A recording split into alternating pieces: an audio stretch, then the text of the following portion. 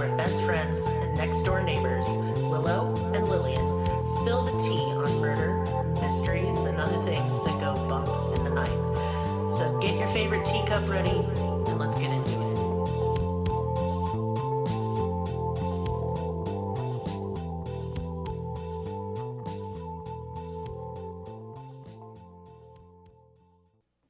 Welcome to Cruelty Podcast. This is Lillian, and with me is Merris. Hello. This is Merris Monday. Oh, hello. It's Merris Movie Monday. Oh, movies? I didn't watch one. I didn't do any of the homework. You never do. No. That's not what this is about. No. And I've seen this movie like a bajillion times, and I'm just going to say right now, I don't like it. So we're gonna talk about a movie you don't like? Yeah. What movie could that be? In fact, I don't like not a single fucking movie this director's made. Oh, this is Merris Hates Movies, but I didn't watch the movie. You wouldn't like it. I just know you, Yeah. and you wouldn't like it. Okay, so what movie are we hating? We are hating on Stanley Kubrick's The Shining. Oh, it's very timely of us. Is it? No. It came out a long time ago. Well, yes, but the reason I'm covering it on Merris Monday is there's a lot of conspiracy theories and film analysis that makes it more than it is, you know? Okay, all right. So, why don't I like it? First of all, think it's weird and boring. Okay. Yep. Episode over. It was weird and boring.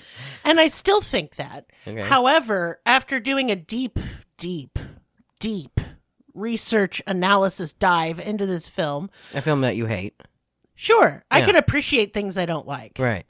And, like, I've seen 2001 also. I've And seen that one. I give it 2001 thumbs down. It was very boring, I thought. The end, I get what he's trying to say, so don't at me. But that ho, and all the colors flying by, and it's like, ooh, it's so trippy, man. Fuck off. Uh-huh. So, Fuck off so what with your- inspired you to do this movie? Because our name's in it, kind of. Oh. Yeah. Both are... Asterius. Yeah. Now y'all are intrigued, right? Well, that's how I felt. We were foretold. We were foretold. Yeah. The Shining came out in 1980, Uh-huh. and I was alive then, but you were not. No, 3 years later. Yes. So, yeah, I don't like this movie, but what is it about if you haven't seen it? It is about a haunted hotel and a sort of down on his luck writer who was a teacher who got fired for being an inappropriate cunt. And then he takes his family to work in this hotel over the winter, to just keep the fires burning type of thing. This is not the Caretakers. Eureka Springs Hotel, though, right? No, Okay. this is the Stanley Hotel. Yeah. Now, our other co-host, Maddie, Uh-huh. her family built the Stanley Hotel. Is she haunted? She might be. So she's going to be with us next Merris Monday when we Okay. cover the Stanley Hotel itself. Oh, so this is because of Maddie. Now, it's not the Stanley Hotel in the movie. It's the Overlook. But it was based on Stephen King's book, The Shining, which is a different story, pretty much. It has the same basic structure, but they're not the same. Scary Hotel. Skiawee Hotel, and Stephen King stayed at the Stanley and had an experience there Okay. that was weird. And so that's what inspired him to write The Shining. All right. The movie The Shining is not like that. It's just not like the book. It's not... on the surface, it seems to be about a family that falls apart when they kind of get into isolation and caretaking this hotel over the winter. But that's not really what the movie's about. In fact, it's kind of about the Holocaust. What? Hold on. I don't think so, and I've not seen the movie. Well, let me go ahead and start to fuck you up, because it is. Okay. Historians and film critics alike have noted themes that could represent the Holocaust in The Shining. Kubrick, the director, had always wanted to make a film about the Holocaust, but he kind of felt like it was so evil, you couldn't really capture it just directly. I guess. And so he went about it in a There's way. a lot of people that have done that, though, Stanley. Schindler's List. Yes. Yeah, I think it's the best Holocaust movie. I mean, God, to say that even. Oof. But yeah, so Yeah, one of the signs that The Shining is about the Holocaust is the type of typewriter that Jack uses to type all of his work on. Mm-hmm. And he specifically types, all work and no play make Jack a dull boy. Right. And the typewriter is a German typewriter called an Adler. The model of typewriter was used by a Jewish family that helped other refugees after the Holocaust with their paperwork. In addition, Adler means eagle, and the eagle was a symbol of the Nazi Party. To note, it's also a symbol of America. Look, Stan, no one's gonna get that, dude. Oh no, it's going much further. Stan, no one's gonna see that. No one got that. Not a single person put that 2 and 2 together.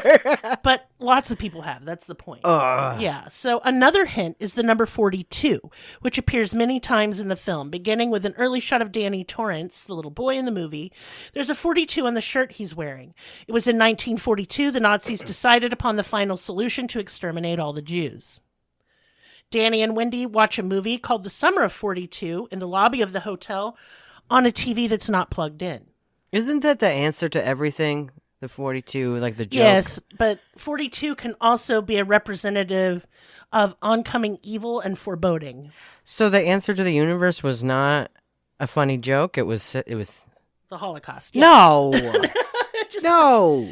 Anyway, let me keep going. I hate this universe. If you multiply 23 and 7, you get 42.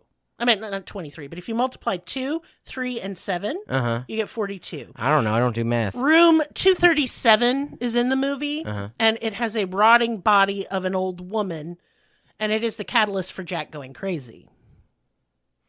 In addition, there is an eagle statue in the hotel manager's office, and again on Jack's shirt that he's wearing on the first morning the family wakes up in the hotel together. I'm just... No one would get that. I would never get that. If I was get watching it. I this. see it now. Oh, now that I've basically watched the movie kind of again, sort of, in all the film analysis I've watched. Yeah. And I get it. Right. Kubrick had read a book by Raoul Hilberg called The Destruction of the European Jews and mentioned how, and Hilberg in there mentioned how bureaucratic genocide was. That it was all lists and typewriters. You can see that in Spielberg's work with Schindler's List. The opening is literally typewriters. Yeah, I get you. Okay. Yeah. Red tape is evil. Hilberg had even met with Kubrick.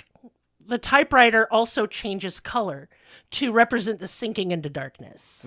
It goes from a cream color to a dark gray, almost black. Okay, I was like, what colors is it this magical typewriter doing? All kinds of things. So there are also, at the beginning shots, there are still, of this movie, when they first enter the Overlook Hotel, you can see, there's still guests milling about, and there's a lingering shot of luggage all stacked up. Okay. And that is really reminiscent of, the concentration camps where they'd have all the luggage stacked up. But it's also a normal thing for a hotel. Yes, but it's kind of showing evil in its most mundane and also absurd forms. It's too deep for me. Yeah, it's deep.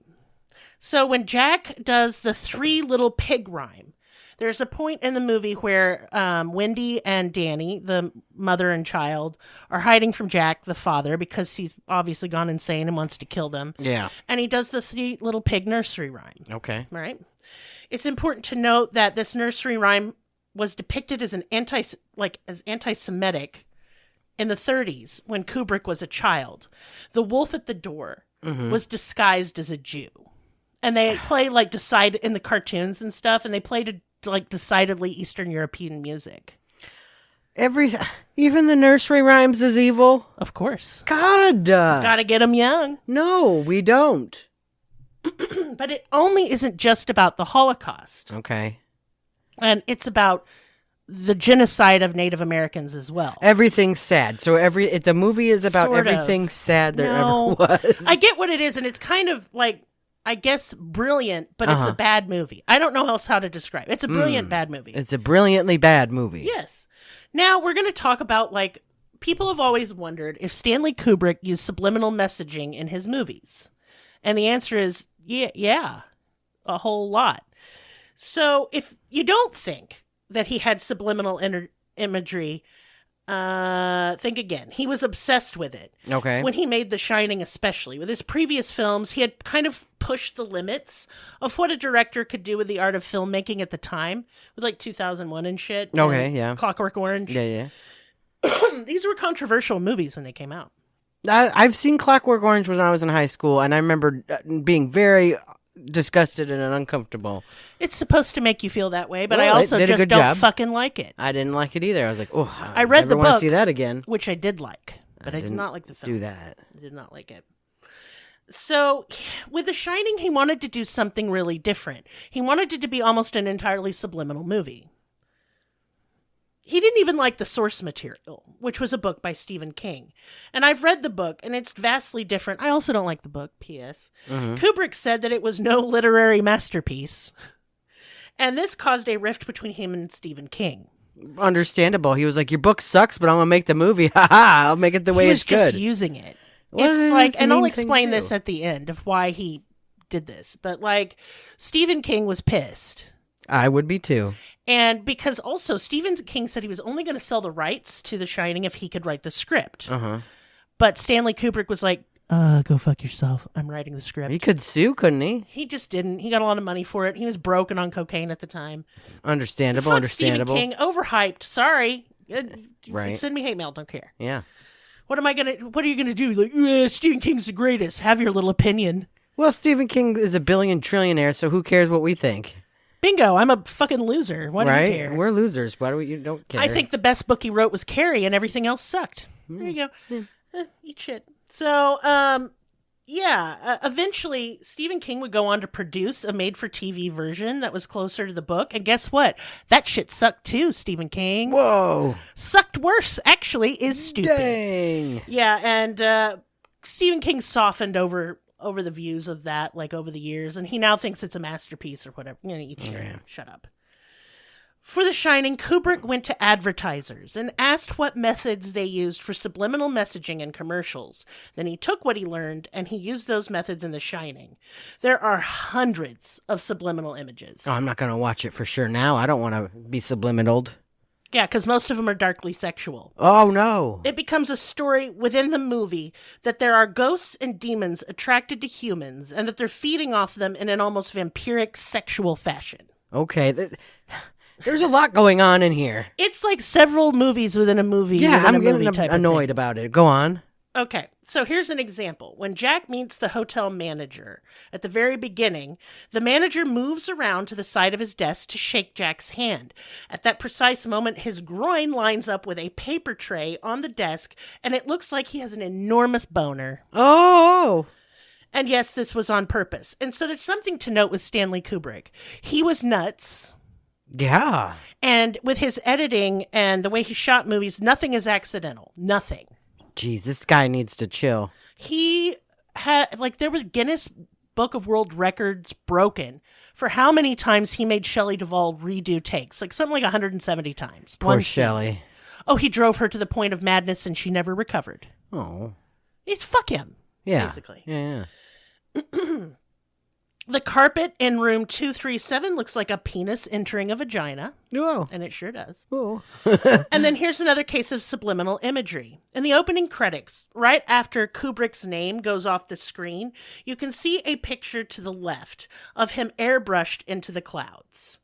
And it's hard to see and only present for one frame. But he did it throughout the entire movie. He's like, I'm God here. Is that what it is? Or? Yes. Oh, Jesus. I mean, he's the god of this story. He made it. This is guess, his but you don't vision. have to, like, literally paint yourself into the background. Well, to him, it was a joke. Well, I see. This guy. I can't with Kubrick. Yeah. And I don't like a single one of his fucking shit movies. Come at me. I don't care. Yeah. They're shitty. Each one of them is so weird, and I feel like I took drugs and I'm not having a fun time. Right. So in the lobby where Jack waits on the manager to come talk to him, he is reading a Playgirl magazine. And put a pin in that, because we'll come back to it. Okay. More strange imagery is present in the hotel itself in establishing shots. Initially, it has almost like a steepled roof, like a church. Looks like a church.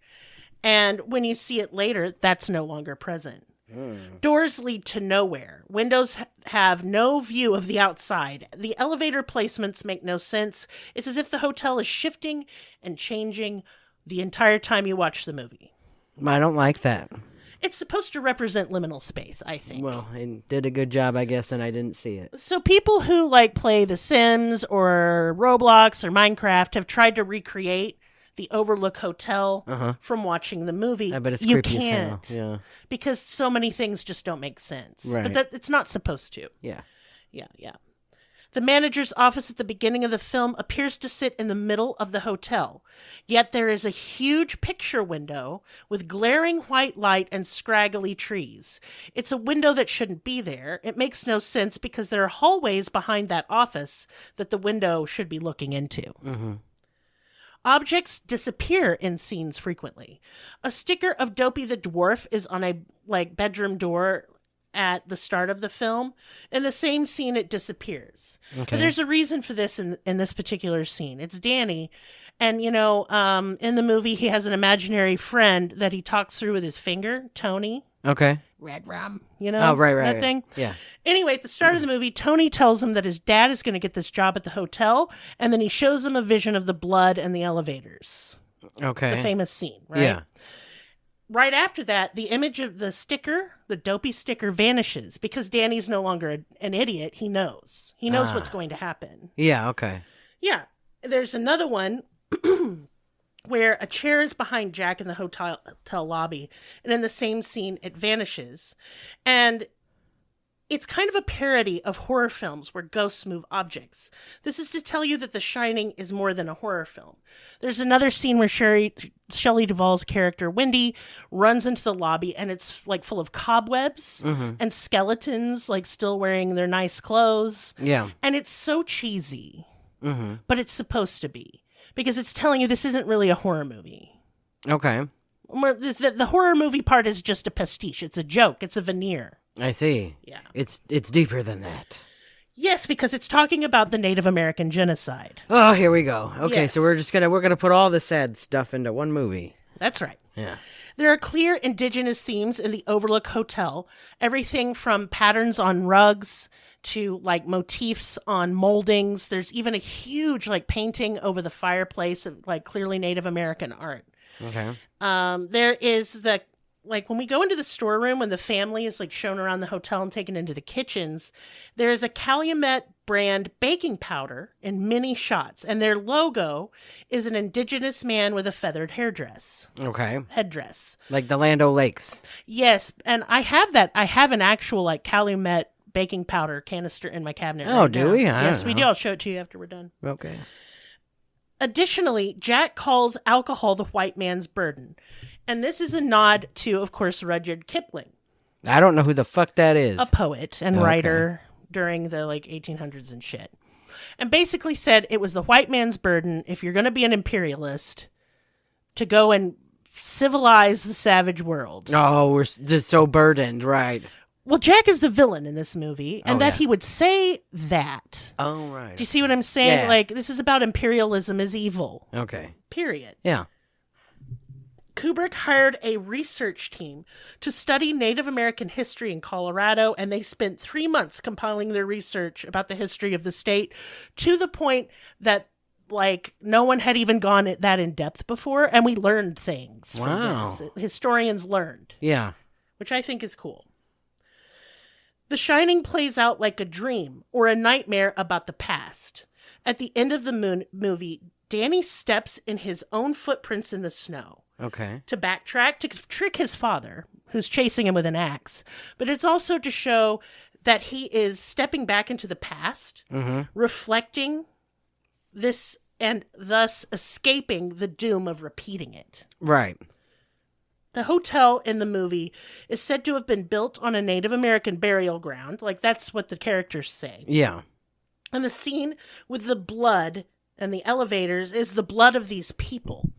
Ooh. And it's coming behind the shut elevator doors, which is representing hey, we know we killed all these people to get this land, but we don't want to talk about it or reflect on it. No, we don't. But the sins of the past will always bleed out. Right. It causes generational trauma. Yes. Yeah. So you're going to hate this because, you hate things. Yeah, I hate everything. Yeah. Is the themes of child abuse. Oh, just every sad thing that you can cram. Okay. The worst sins, I would say. Yeah. The worst evils. Uh-huh.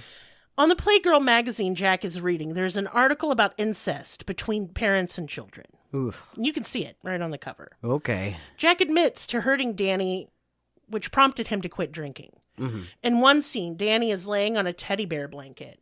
And this is reminiscent of a scene with the man in the bear costume who was like filleting a dude. Ugh, okay. Additionally, at the start of the movie, Danny is in the same pose as the man in the bear costume. Okay. Like you could line it up. Yeah.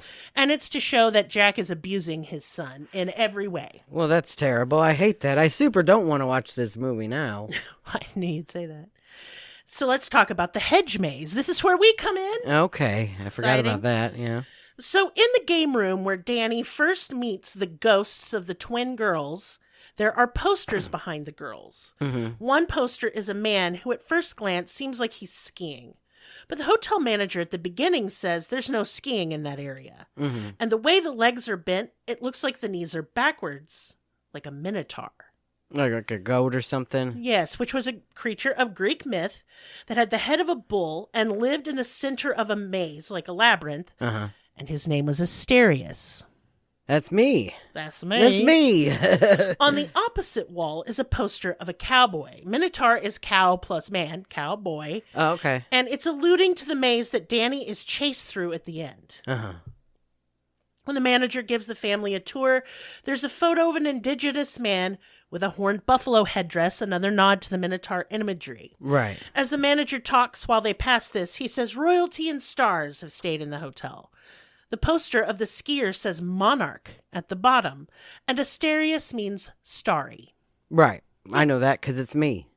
The labyrinth was created in the myth to house the Minotaur, and Jack represents the Minotaur. Yeah, he sucks. He does. Yeah. And he dies in the hedge maze. Good. That's where he should die. And that's basically, it's also that he's trapped there. Uh-huh. Like his energy is trapped there. He's the Minotaur. Well, he's forever in the hotel. Yeah. He belongs to it. Because the hotel isn't just a hotel. It is like a plane of reality that kind of shifts and molds around you all the time. Mm-hmm. In The Shining, okay, so this is where we get weird. These are weirder theories. This is not just film theory or symbolism about the movie being weird. But is The Shining a confession that Kubrick helped fake the moon landing? Oh, we are stretching very far. Oh, but when I say it, it's not that stretchy. Oh, God. Okay, go on with your weird stuff. Okay, so according to conspiracy theory nut buttholes, that's what I'm going to call them. That's me. I like to hear about a good conspiracy theory. I believe like few of them because they're mostly real dumb. And I think faking the moon landing is dumb. Mm-hmm. But, I mean, if it happened, I guess I wouldn't be that surprised because America has clearly done some dumb shit. We've sucked for ages. Yeah, and our suck only increases. Indeed. So pissed about everything. Anyway, a lot of people say that, of course, the government hired Stanley Kubrick because of 2001: A Space Odyssey, and the way he filmed it, they thought he could make fake footage for the moon landing. I don't know anything there. Okay. That's the conspiracy theory. Mm-hmm. So here's some signs. Danny is wearing an Apollo 11 sweater. Apollo 11 is the mission that landed on the moon. Yeah, I know that. I've seen the Tom Hanks documentary. That was Apollo 13. Oh, honey. no. I've seen. Oh, no. You made yourself look dumb. I'm constantly doing that. That's true. So the number 39 is seen frequently in the movie. It's usually in the storeroom. It's seen on boxes. Uh-huh. Apollo 11 was launched from Launch Pad 39A. Uh-huh. The iconic carpet, like the red and yellow hexagonal carpet, it's like red, brown, and yellow. Yeah, okay, yeah. And fucking edgelords get sweaters with that on it. It's an ugly carpet. It's an ugly sweater. We get it. You like The Shining. Go fuck yourself with your ugly sweater. I don't know. Every time I see it, I get mad. Right. Anyway, it looks like the shape of the fucking pattern looks like the launch pad that it was the Apollo 11 flew off to the moon. Okay. Yeah. Sorry, my whole notes just crashed. Well, yeah, and I know that like Kubrick doesn't make any accidents, nothing. Everything's on purpose. Everything is on purpose. So he knowed, and he did that on purpose.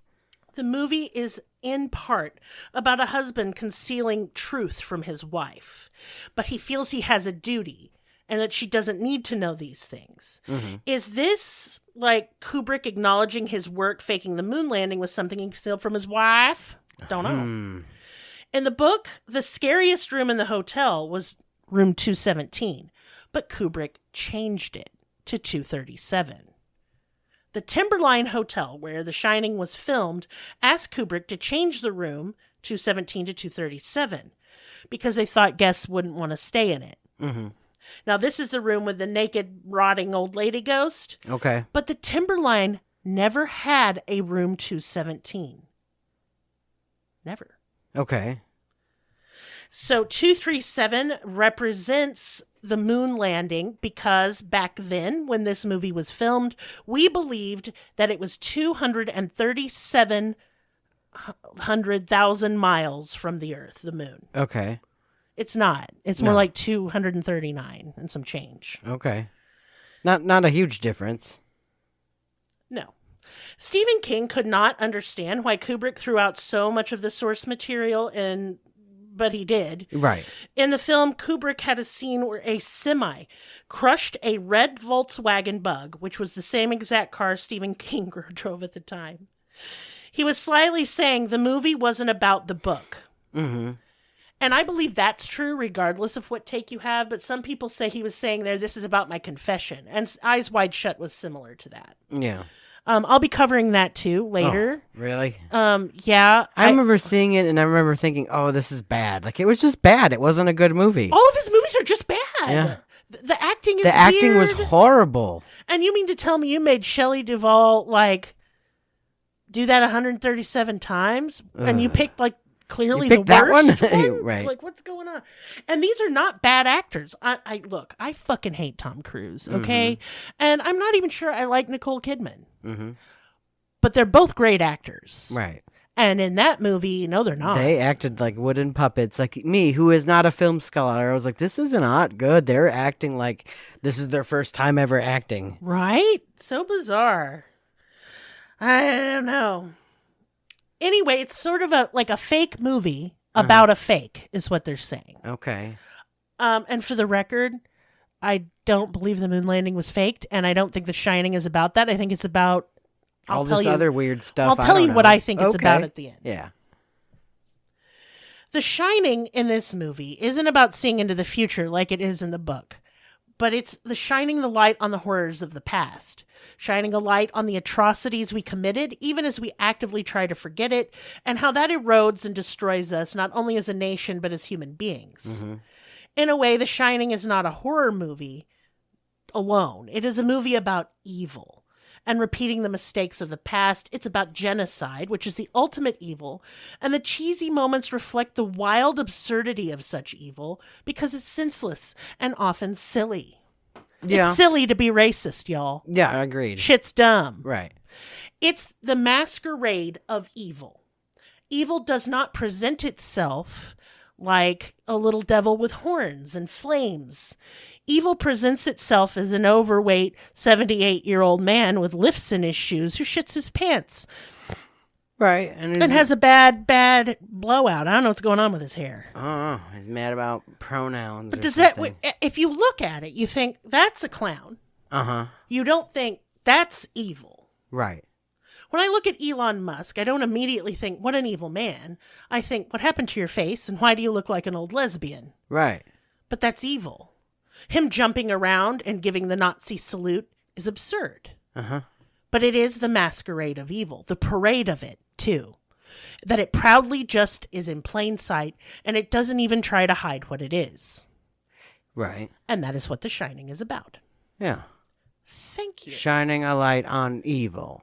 Sort of. It's just saying, look at this. We did this. And you can't hide it. It'll just bleed out no matter what you do. Could we perhaps I feel like he could have said it in a lot more different way than that. Okay, so you may be thinking to yourself after I've said all of this, you may be like, wow, Stanley Kubrick was a genius with his imagery. And no, let me explain why. if you are dead and people still don't know what the fuck your movie was about, you didn't tell a very good story. That's where I'm at.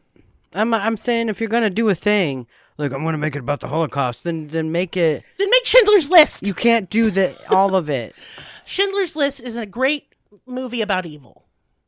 I think that it's one of the most harrowing movie experiences I've ever had. I believe everyone should see it at least once. When you're trying to make a movie about the Holocaust and the carpet's got wieners on it, I am lost.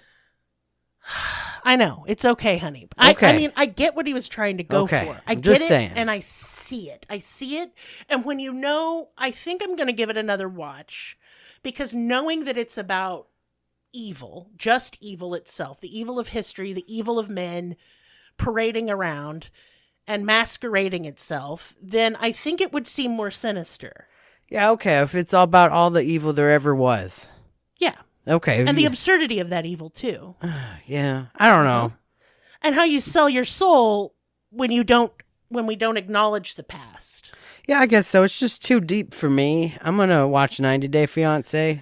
Well, look, David Lynch is one of my favorite directors, and his movies make no fucking sense. Oh, I don't. I've only ever seen The Straight Story. That was the only one I seen.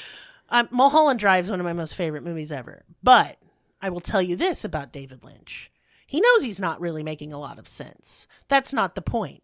And his movies are still entertaining. They still are. Kubrick, you bore me to tears, sir. That's true. I did not like the There's ones a I've weird seen. antiseptic, sort of bleached quality about all of his movies. I find the visuals disturbing to look at, regardless of what the movie is about. Well, maybe that's his style. Yeah, well, I'm not watching it then. It just is giving me a weird headache. It makes my tummy hurt a little bit. It is all liminal space movies. For sure. And one of the, let me give you an example of 2001. Everyone was like, this is one of the greatest movies ever. I know. Well, I've seen it. It wasn't. It was not one of the greatest movies ever made. I think 30 minutes of it was that Blue Danube song. I definitely got up and went to the bathroom during the flashy light scene with the eyeball. I can't with that. Well, I have epilepsy. I can't look at that shit. I seen it. And I was like, this is I looked enough to just go, ugh, why? I felt like Hank Hill. Oh. Yes. Yeah. I didn't like this. I'm Hank Hill frequently. But I remember timing it. It was 22 minutes where they're just in space, no dialogue, and it's just classical music while they land varying flying vehicles around. I don't give a fuck. I don't care. Yeah. I get it. Monkeys. We went from monkeys to this. I get it. I'm here. I've lived here. I know.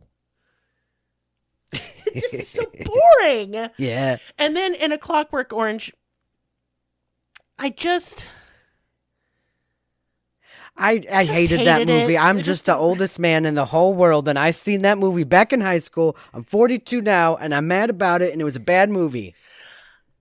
I think it's his best movie. It was. If that's his best, he's got a D, and he is not past my class. I don't like it. It was a bad movie. I think I've seen all of his movies except Lolita, and I'm gonna check that out. I'm not gonna fucking watch that shit. Are you kidding me?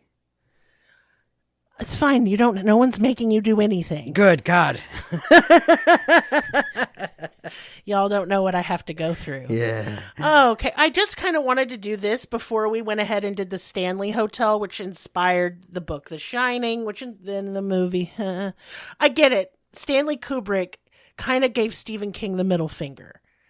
I do like that. Who cares? Both of them go fuck theyself. Well, Stanley can't. He's dead. Oh, he should extra do it then as a ghost. He should be in room 237. Yeah. And I just don't want to feel like in order to understand or appreciate a movie, I have to be Charlie Day with a string meme. I just don't want to be with the red string. I don't want to hear about how two really rich, white, successful guys had beef with each other once. Who cares? It's like Kendrick and Drake. But not interesting at all. And they're not interesting either. I do not care about your beef. Bah humbug. This whole episode is bah humbug, the episode. I think it was very interesting and my research was very cool. Well, it is, but I'm still not going to watch that movie. No. I want to watch something that's more fun. And a lot of people will praise it for being a horror movie that's brightly lit. But I've never liked a horror movie that was brightly lit. Midsommar can suck my ass too. I thought that was boring as shit. That one. It's just boring and kind of gross and pointless. Yeah, that's the lady with the flowers and they pushed old people off the cliff. And I didn't think it was that horrifying, honestly. And then when they burned the dude alive in the barrel, I was like, good, fine. He I was like, sucked. the bees in the end. You know.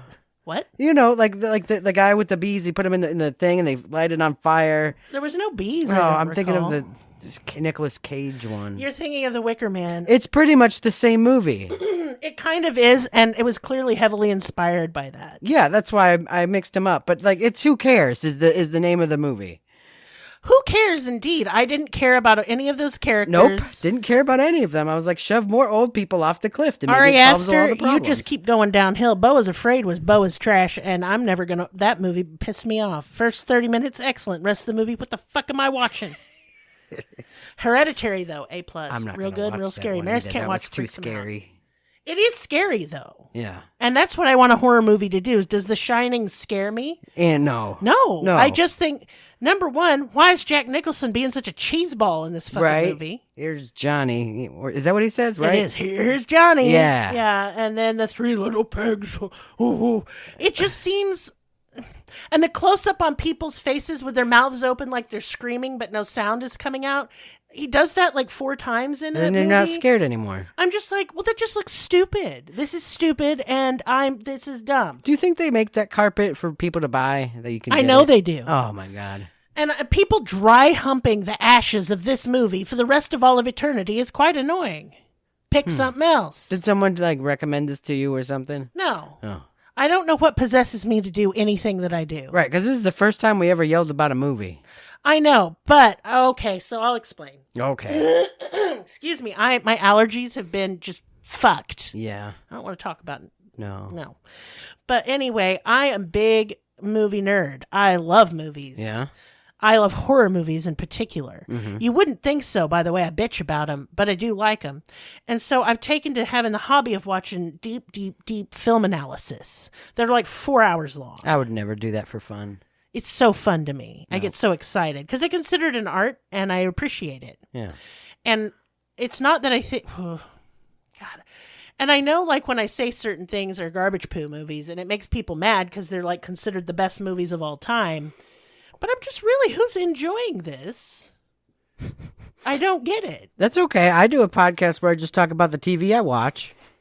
I mean, so it's the same thing. I know this wasn't, I mean, it's not really supernatural, but the moon landing shit was a conspiracy, and it barely counts, but I just wanted to scream about a movie for 30 minutes. You're allowed. I think I'm allowed. Yeah.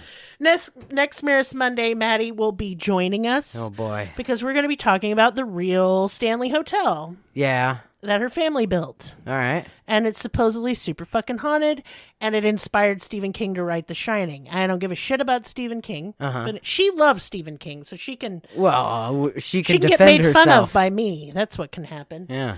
And then here's some business time. Business time. Indeed. So our Patreon, you can join it. There's now about 700 hours of content, and I'm getting my new Patreon episode. I'm recording it tomorrow, and it is about Saddam Hussein's erotica novel writing career. We should have done that instead. It's not any fun either because I talk about Saddam Hussein and he was a giant piece of shit. Oh, yeah, I forgot about that part. Yeah. And the book is bad. I've read it now, and it's just Zabiba and the King. I bet it's good. Nope. It's not even like cringy. It's just, imagine a book with zero exposition and only dialogue. Interesting. And it's a romance novel. Figure that out. It's stupid. Okay. It's stupid and it's horrible and it's bad.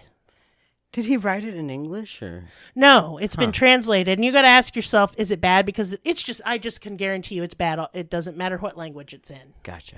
It's good that he's dead and he can't write anymore. They're that cringe. Shame. I'd rather read Chuck Tingle. That's good, though. He's good. He's actually good. Oh, yeah, I actually think he's a good writer. Oh, okay, how about this? I'd rather read Ice Planet Barbarians again, all 22 of them. You won't. You should just do a podcast that covers the whole thing. I would love to do a podcast that covers Ice Planet Barbarians. Just that, nothing else. Yeah. I don't know, I'm kind of sick of them now. There's 22 fucking books of blue guys. That's a lot of podcasts you could do. But those books were just very weirdly wholesome. I left my feminism at the door, and I just read them. So, whatever.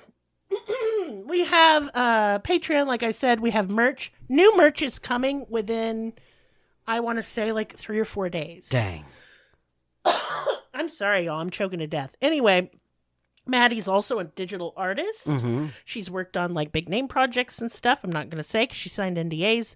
And she has crafted some merch. With her hands? Well, no. Oh. She's drawn it digitally and it'll be on t-shirts. Oh, fine, fair. T-shirts. Okay. In our store. Yeah. So keep an eye out for that. And join our Discord. Maddie's in there. Merris is sometimes in there. I think if you add him, he might respond. I just don't know how to do it. Yeah, he just doesn't know what he's doing. But I'm in there a lot. Plus, there are other cool people to talk to. Yeah. Who like this podcast. Come and show me your dog. Or your cat. Or your lizard or your bird. What Your did aminal. you have for dinner? I want to see it. Show me your aminals. Now, look, there have been sometimes people post dinner and it looked gross. But I won't make fun of it because I never have. But I'm just saying. I'll do it. You'll just come into the room and go look at this and laugh with me. Yeah. Like, God, we're mean and evil. Anyway, that's all, though. Do you want to say anything, Merris? You should talk about your podcast. I have a podcast called Reality with your host, me, Merris, and my wife, Lillian, over there. I'm over here. And I just talk about the TV I watch. That's it. That's what the podcast is. That is what it is. Whether you like it or not, I don't care. I'm just watching what I watch. We usually cover Sister Wives, but we've also I've covered... discovered a new show. What's the new show, Merris? The show that I am currently in love with is also about a family named the Browns. There's another Brown out there. I discovered this for you. You did, and now I'm binging it, and it is so good. It is called Alaskan Bush People.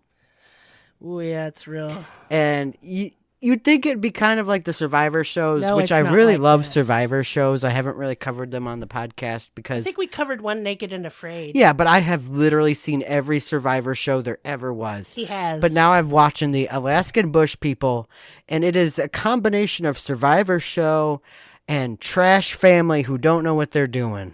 Man punches fish to death. They punch fish to death. They buy boats they shouldn't be buying. They sink. Every boat sinks. Every house they build burns down or gets eaten by bears, and it's very People shoot good. at them. Oh yeah, they get. It's so good. They go to jail for no reason. And look, y'all, we do know the show is scripted. We don't care. I don't care. No, it's still good. It's scripted to my heart. One guy likes to say extreme, but instead of saying extreme, he goes extreme. And that's Yes. He is very good. His Yeah. name is Bear. It's a man named Bear, and I love it. And he's a wild man. None of them are tame. These are feral humans. These are feral humans. Dumb as a who fucking do a lot box of of drugs rocks. and Oh, yeah, they're and on live in drugs. shacks, and I love it. I know that Bear has a cocaine problem, so he's literally cocaine Bear. Yes. I love it. Mm-hmm. But that's all, folks. We will see you next time. Bye. Bye.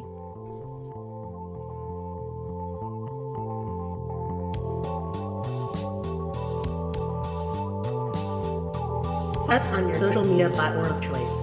Linktree/cruelty has all of the links. Check out our Patreon for exclusive episodes, merch, ad-free episodes, live ghost hunts, and much more. Please be sure to subscribe. New episodes are uploaded weekly. Thank you so much. See you next time. Music and production by Libby.